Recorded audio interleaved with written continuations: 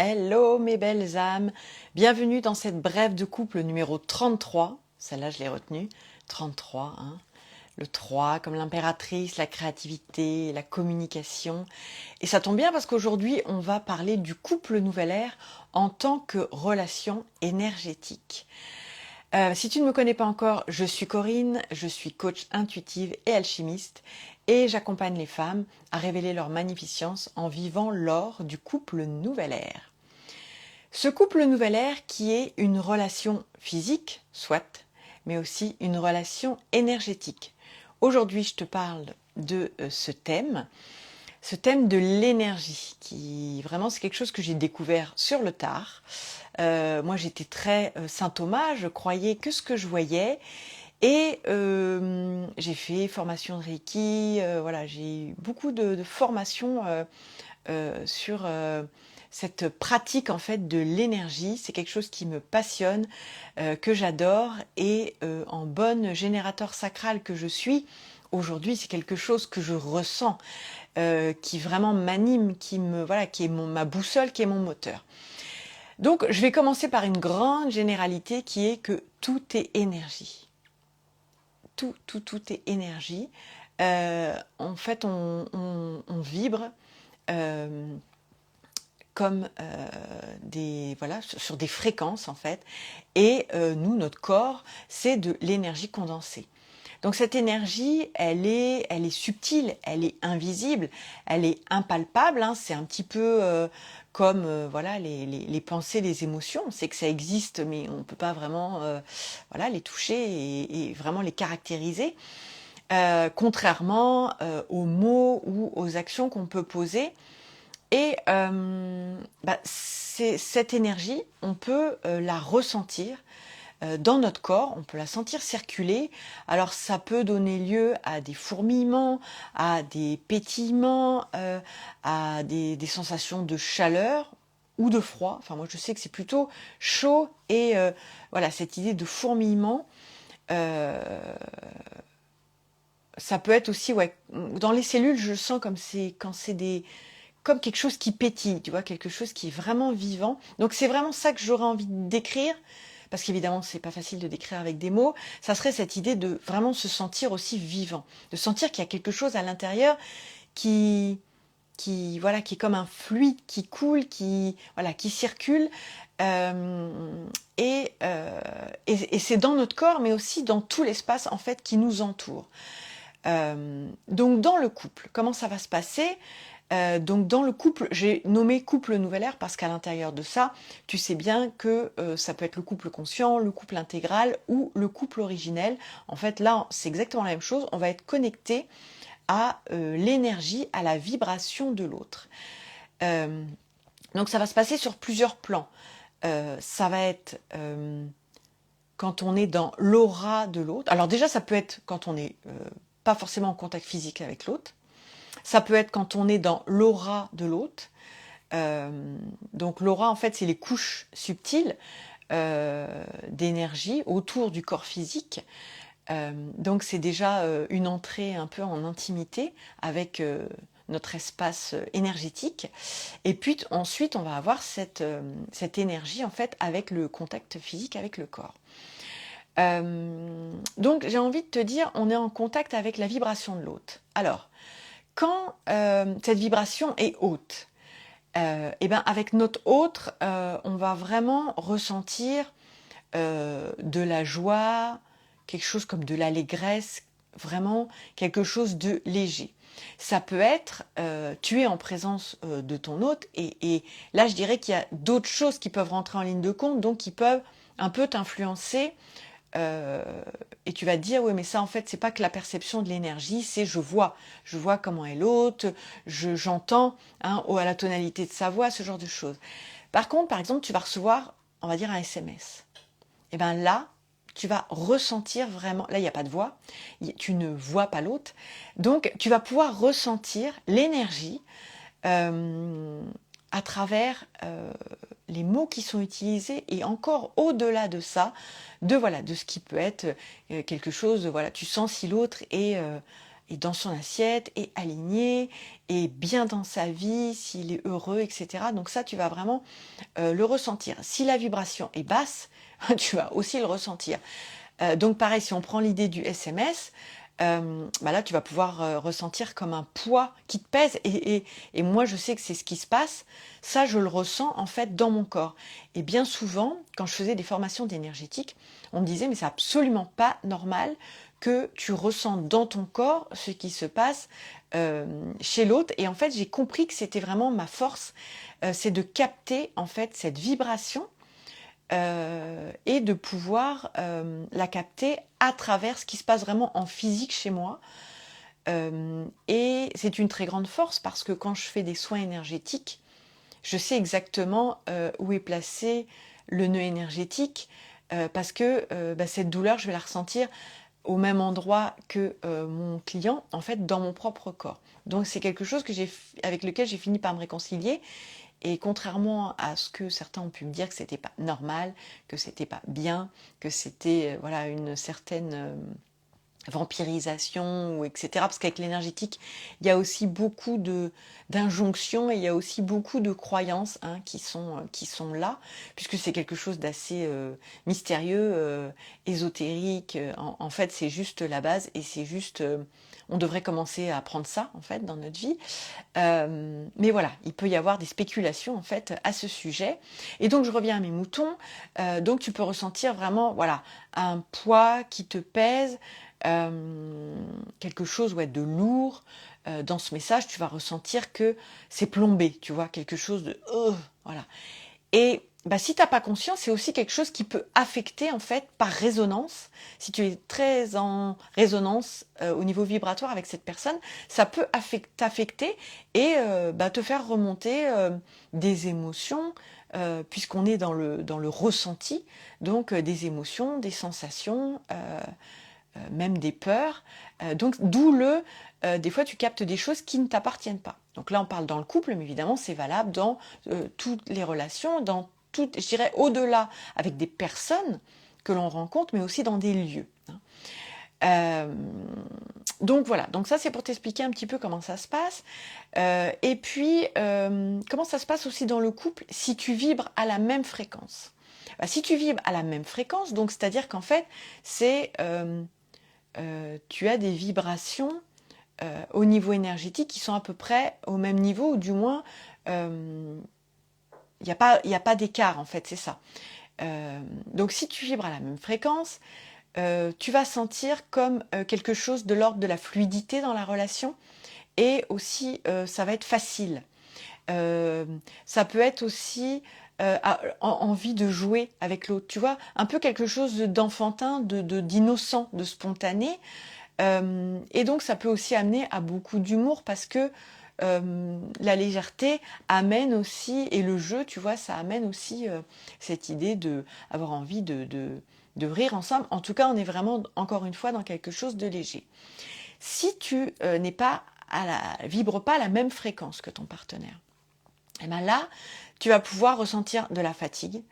Tu vas pouvoir ressentir aussi quelque chose de l'ordre de l'irritabilité, tu vois. L'autre va t'agacer. Et puis aussi de l'incompréhension. L'impression que quoi que tu dises et quoi que tu fasses, de l'autre côté, t'as beau expliquer, t'as beau... comment dire... l'autre, en fait, vraiment... comme s'il n'entendait pas ton message, enfin il l'entend, mais il y a pas de compréhension, voilà, tu as l'impression que c'est dialogue de sourds, tu vois, c'est vraiment ça. Ou alors ça peut être aussi mener à des malentendus, parce que forcément quand tu ne te comprends pas, ça peut mener à des malentendus, voire même de la discorde, des disputes. Donc voilà, donc d'où l'importance d'avoir un partenaire avec qui tu vas vibrer quand même à la même fréquence et comme alors on a une signature énergétique. La signature énergétique, c'est vraiment cette énergie qui nous caractérise. Mais évidemment, comme toute impermanence dans la vie, elle peut être fluctuante. Et donc là, on revient à cette idée de vibration haute ou vibration basse, parce que dans une même journée, dans une même période de temps, on peut se retrouver un coup en vibration haute et puis avoir quelque chose qui nous a justement plombé, donc une rencontre avec quelqu'un ou peut-être on est allé dans un lieu où hop, on va être retombé en vibration. Donc là, je dirais que la responsabilité déjà avec soi, c'est d'accepter au fait qu'on soit retombé en vibration, mais d'essayer de ne pas rester dans cet état-là trop longtemps, parce que comme c'est quelque chose qui plombe, comme je te le dis, hein, ça va amener vers une espèce d'état dépressif ou mélancolique, enfin voilà, quelque chose où tu te sens pas bien, quoi. Donc, quand après tu as l'habitude d'être conscient de cette énergie et de cette fréquence à laquelle tu vibres, tu vas avoir envie de retrouver cet état et du coup tu vas faire des choses qui vont te faire du bien. Donc ça, on en a déjà parlé dans d'autres lives.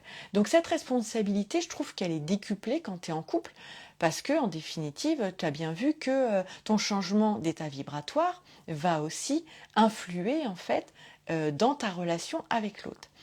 Donc ça, c'était un petit peu ce que je voulais t'expliquer au niveau fréquence vibratoire. Maintenant, ce que j'ai envie de te dire, c'est que là, je te parlais de deux personnes en fait qui vivent ensemble, ou qui sont en contact physique ensemble.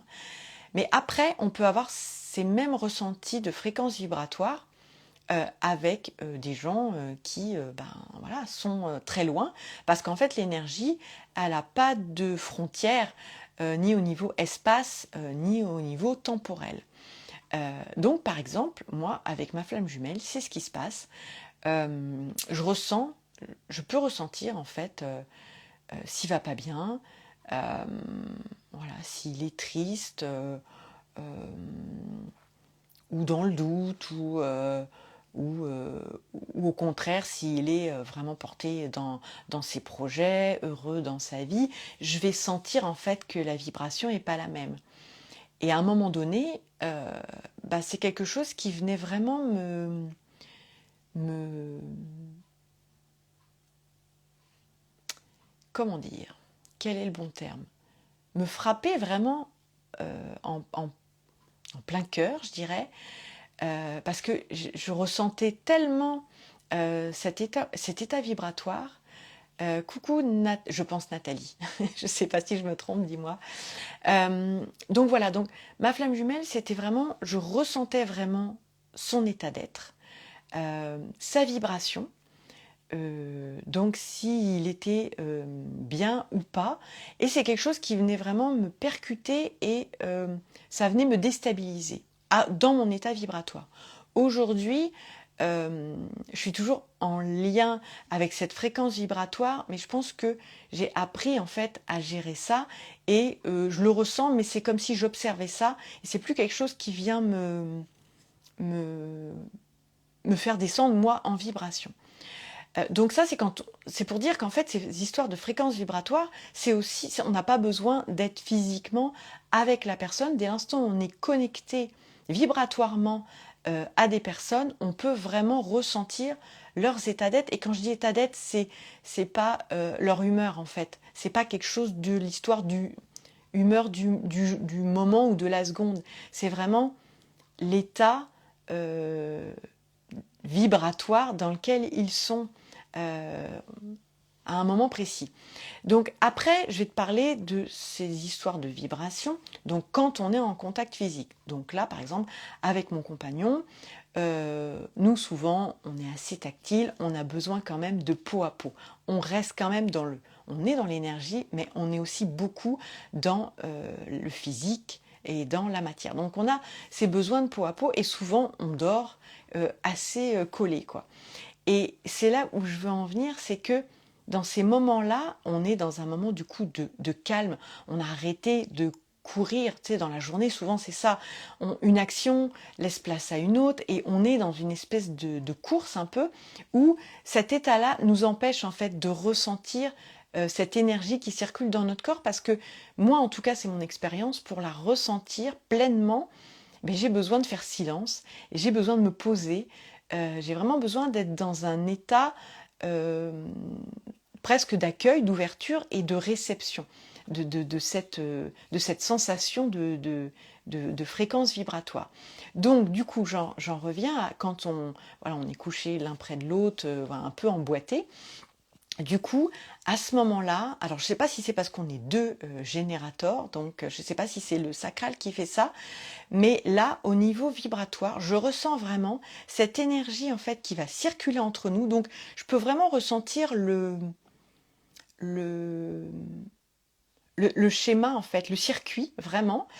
Euh, et je sens en fait que notre énergie va créer en fait une énergie franchement qui pourrait fournir de l'électricité à toute une ville. C'est un truc d'assez dingue.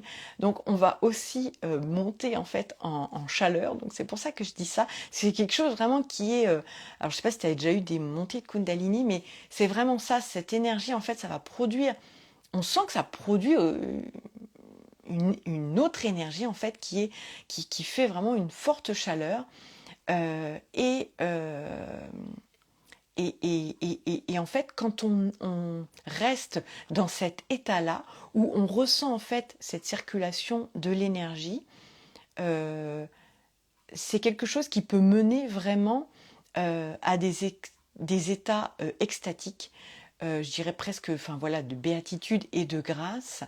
Et ça, je t'en reparlerai beaucoup plus précisément dans un live que je vais faire sur la sexualité sacrée, parce que pour moi, c'est quelque chose de très très important de sortir un peu de l'idée que on ne peut ressentir une jouissance qu'à travers, par exemple, un orgasme, qu'à travers quelque chose de purement physique. Et j'ai été dans cet écueil-là, entre guillemets, parce que attention, hein, il n'y a pas mort d'homme, voilà.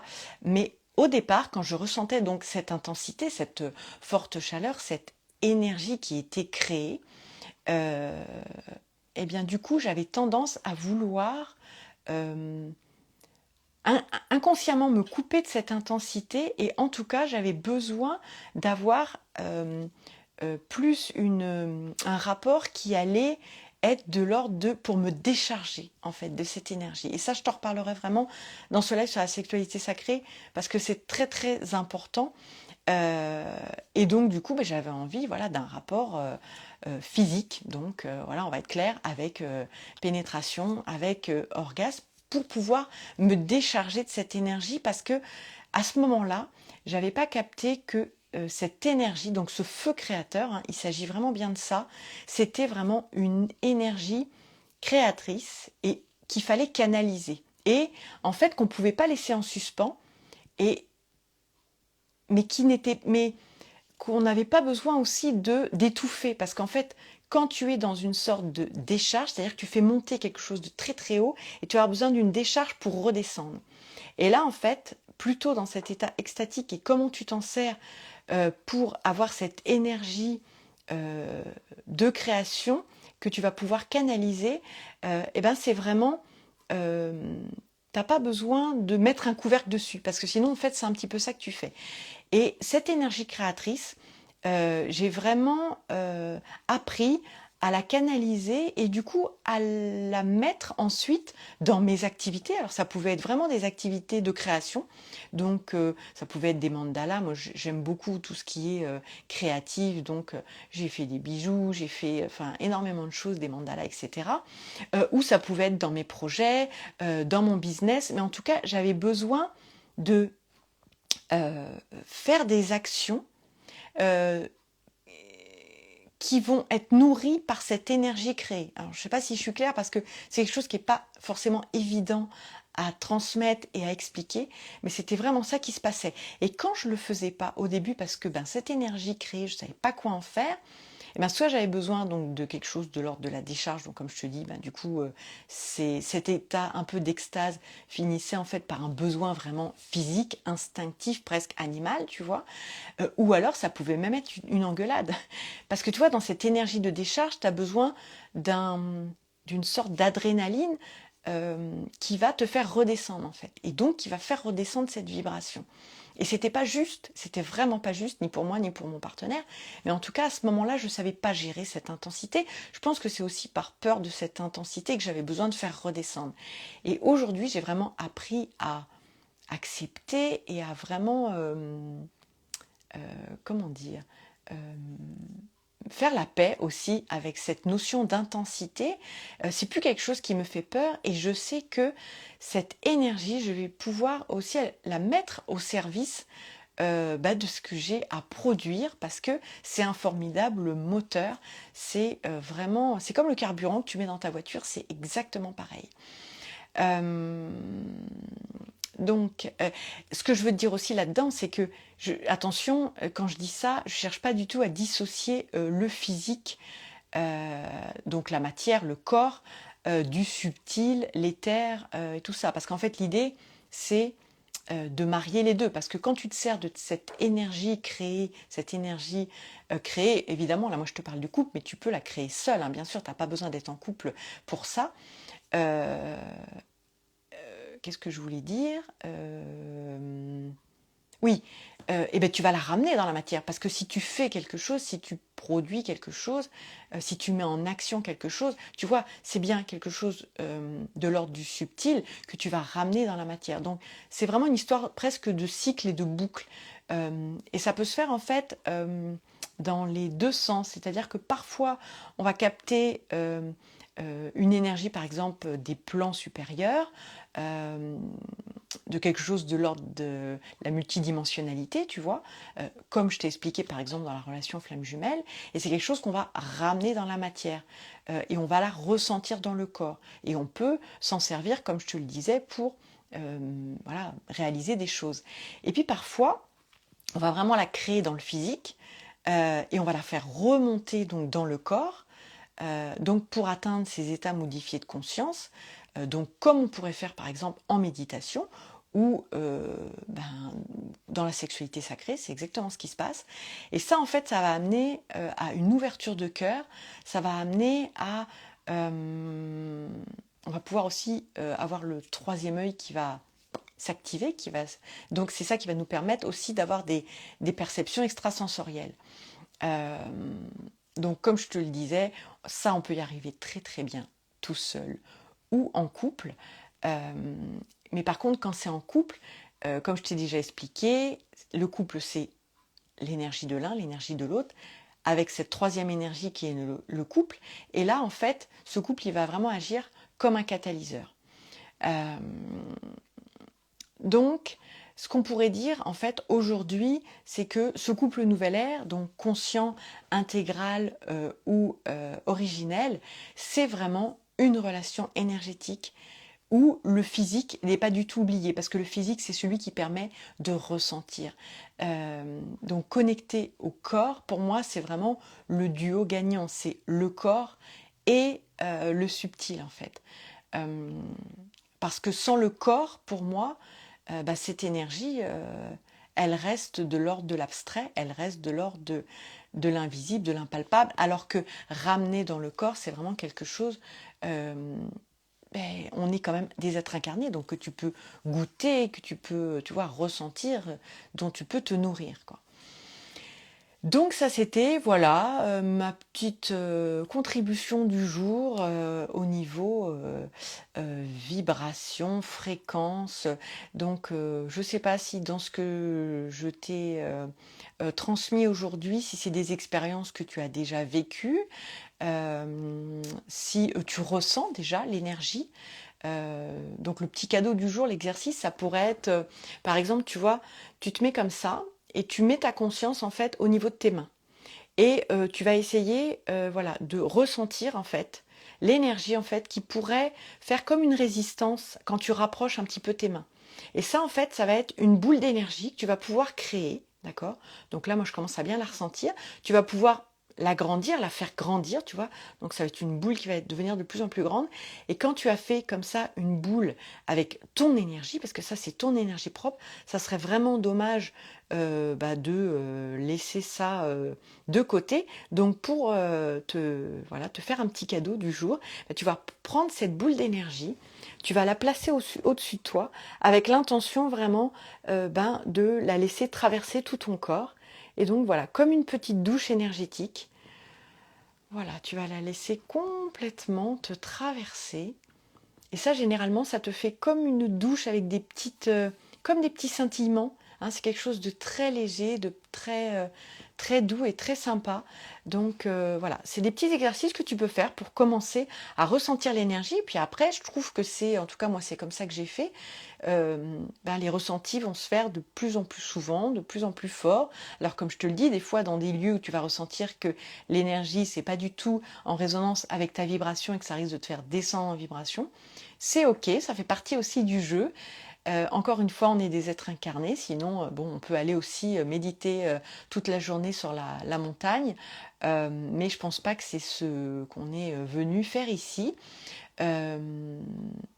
Mais en tout cas, allier la matière et l'éther, c'est quand même un merveilleux cadeau. Je crois que notre âme a vraiment eu envie de vivre cette expérience. Donc c'est aussi accepter notre incarnation et ce contrat d'âme que d'accueillir ça. Et si tu résonnes avec les énergies, notamment avec les énergies d'Avalon, du Graal, des déesses celtes, eh bien, je te convie à un live que je vais faire avec Caroline Verdier, donc le mercredi 24 à 17h, où on va te parler ensemble de l'événement gratuit qu'on organise du 1er au 25 décembre lors d'un superbe calendrier de l'Avent où on va partir à la quête du Dral. Donc cette quête du Dral, donc pourquoi le Dral? Parce qu'en fait le Dral c'est l'oracle que Caroline et Eoa ont créé d'une rive à l'autre, d'où Dral. Et donc dans cette quête qu'on va te proposer, au travers de ces énergies d'Avalon et du roi Arthur, de la légende, voilà, du roi Arthur, on va chaque jour, en fait, on va te faire chacune un live avec aussi un tirage d'oracle pour que tu puisses mettre aussi de la magie dans ta vie et puis que, voilà, avant cette fin d'année, tu puisses aussi faire le point en suivant cette quête qui va être qu'on souhaite voilà, drôle et en même temps instructive pour avoir une meilleure connaissance de toi, de tes énergies et puis de ce que tu as besoin aussi de peut-être de mettre en place dans ta vie pour y mettre un peu plus de magie. Donc voilà, c'est mercredi prochain à 17h et on va te parler de tout ça beaucoup plus en détail. Quant à moi, écoute, je vais te souhaiter une belle après-midi. Je t'embrasse très fort et donc je te dis à très vite. Bye bye.